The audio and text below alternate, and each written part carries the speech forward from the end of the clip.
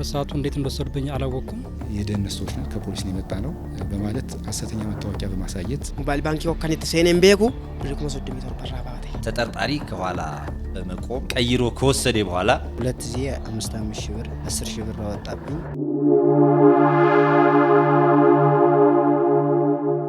በመሰል የወንጀል ፈጻሚዎች ሰለባ የሆኑ ግለሰቦች በርካቶች ናቸው። ከጀርባ ነበርና ቁሞ እንደዚህ ሲቆይና ከዛ በኋላ እንደዚህ ኢቲኤምን ሳርቅ ወይ እንደሱ አይደለም ምናምን አለና ኢቲኤምን ነካና ቀይሮታል። ለካ እኔ ብዙም እንትን ቼክ አላረኩትም። ጠጋልና ኢቲኤምን ቀይሮ የኔን ሚስጥር ቁጥር መጀመሪያ ሳይቆይቷል። ከዛ በኋላ ራሱ አውጥቶ 2500 ሺህ ብር 10 ሺህ ብር አወጣብኝ።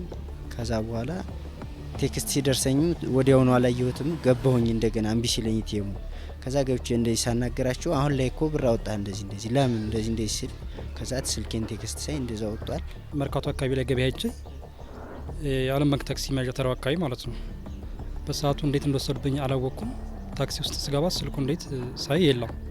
እንዴት እንደወሰዱብኝ አላቅም። ከዛ ከተወሰነ ሰዓት በኋላ የሆነ አውቶቡስ ተራ መሰለኝ ፖሊስ ጣቢያ ተገኝቶላል ምናምን ብለው ደወሉልኝ። ሄጄ ሳየው በአጋጣሚ ስልኩን ስመረምረው የኔ ስልክና የኔ ፎቶ ተገኘ። ከዛ ብዙ የተሰረቁ ስልኮች ነበሩ። ከነዛ መካከል መርጬ ሳየው ስልኩ የኔ መሆኑን አረጋግጥኩኝና ስልኩ የቤታቸው ጋፈንፉ ሲንቄ ባንክ ላብሪ ባባቸው ዳፈን ሲንቄ ባንክ ገብቼ ብር ለማውጣት እየተጠባበቁ አንድ ትልቅ ሰውዬ ወደ እኔ መጥቶ ስልክ አስደውለኝ አለኝ።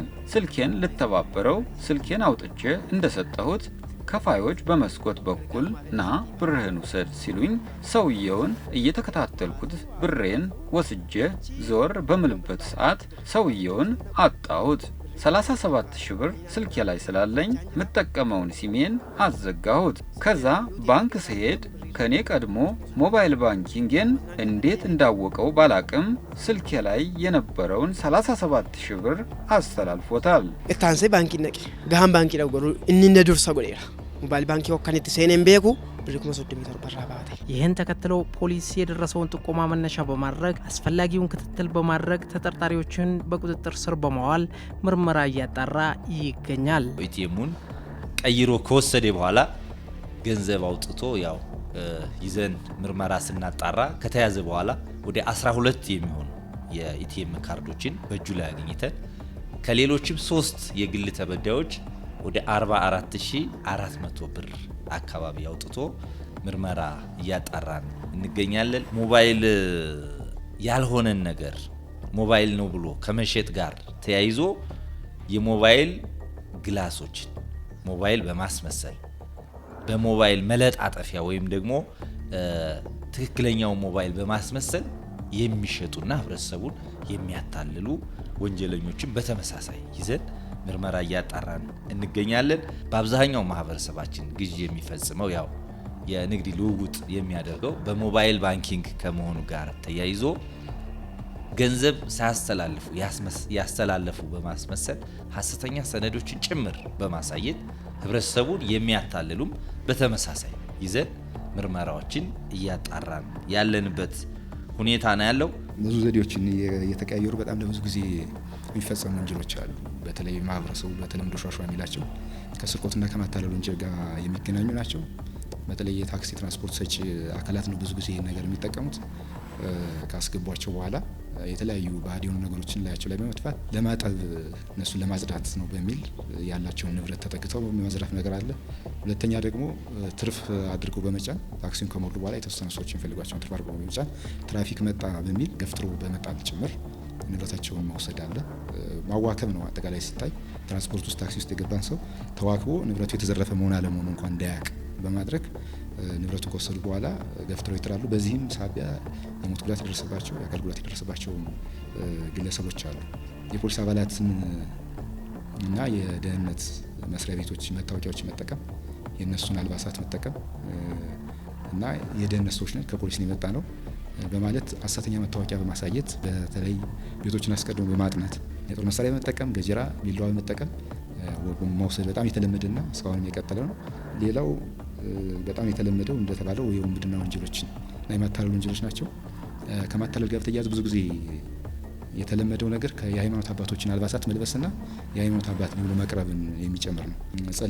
ጸልያለሁ በማለት ንብረታቸው በመቅረብና ንብረታቸውን አጠቃላይ እምነታቸው ካደረባቸው በኋላ ያላቸውን ንብረት ወደ እነሱ እንዲያዞርላቸው ማድረግ ብዙ ሰዎች ንብረታቸውን አጥተዋል።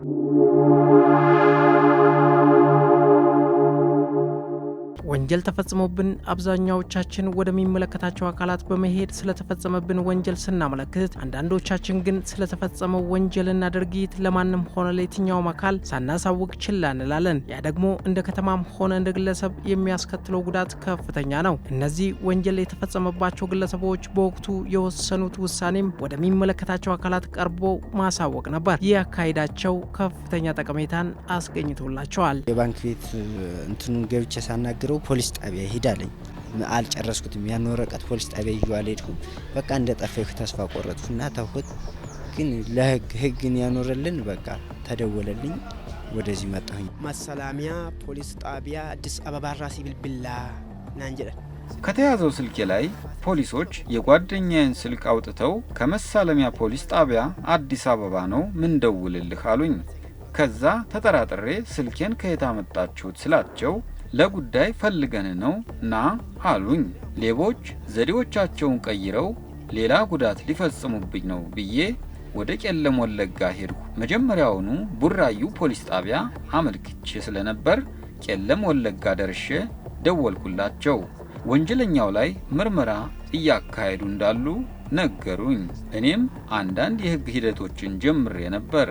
ሞባይሌን በአይኔ አይቼዋለሁ። ተወስደዋለህ ተብዬም ቀጠሮ አስይዘውኝ ነበር። ሞባይሌ ኮ እጃን አርጌ እንፉዳታ ናንጀደኒ ናቤል ለማን ይሉ አማዮች ወራ ወንጀል ፈጽመው ከህግ ማምለጥ የማይቻልና የማይታሰብ በመሆኑ መሰለ የወንጀል ድርጊትን በተመለከተ የወንጀል ህጉ ምን ይላል ስንል ላነሳነው ጥያቄ በፍትህ ሚኒስቴር የልዩ ልዩ ወንጀል ዳይሬክቶሬት አቃቢ ህግ ዋለልኝ ህብስቴ እንዲህ ብለዋል። የወንጀሉ እንደ የተሳትፎ እንደ ወንጀል አፈጻጸሙ እንደ ድርጊት አፈጻጸሙ የወንጀል ህጉ የተለያየ አንቀጽ አስቀምጦ ይገኛል። በተለምዶ ሸዋሸዋ ተብሎ የሚጠራው ወንጀል ብዙ ጊዜ የአካል ጉዳት ከሌለው ወይም ሞት የማያስከትል ከሆነ በስርቆት ወንጀል ሊቀጣ ይችላል። በዚህ አግባብ ስርቆት፣ ተራ ስርቆት አለ፣ ከባድ ስርቆት የምንለው አለ። ይህንን ተራ ስርቆት ከሆነ ምናልባትም እስከ 5 ዓመት ሊደርስ የሚችል ጽኑ እስራት ሊያስቀጣ ይችላል። ከባድ ስርቆት ከሆነ የተለየ አደገኝነት ካለው እስከ 15 ዓመት ጽኑ እስራት ሊያስቀጣ የሚችል ወንጀል ይፈጸማል። ሌላው ደግሞ ከቅድም ሞትን ካስከተለው ሸዋሸዋ ነው፣ ሞትን ሊያስከትል ይችላል። ተገፍትረው ከመኪና ላይ ወድቀው የሚሞቱ ሰዎች አሉ። አዋከው በሚገፈትሩባቸው ጊዜ አስፋልት ላይ ወድቀው የሚሞቱ፣ መሬት መቷቸው የሚሞቱ ሰዎች አሉ። በዚህ ጊዜ የሚሆነው ከባዱ ውንብድና ስለሆነ በእስከ እድሜ ልክ እስራት ወይም ሞትም ያስቀጣ ወንጀል ነው። አዲስ አበባ ሰፊና ግዙፍ ከተማ እንደመሆኗ በእያንዳንዱ መንደርና ሰፈር የጸጥታ ኃይልን ማቆም እንደማይቻል ይታወቃል። ይህን የተረዱ ወንጀለኞችም የጸጥታ ኃይሉን እንቅስቃሴና እርምጃ በመከታተል በተለያዩ ቦታዎች ላይ ወንጀል የሚፈጽሙ መኖራቸውን ህብረተሰቡ ከግንዛቤ ውስጥ በማስገባት ተገቢውን ትኩረት ማድረግ አለበት።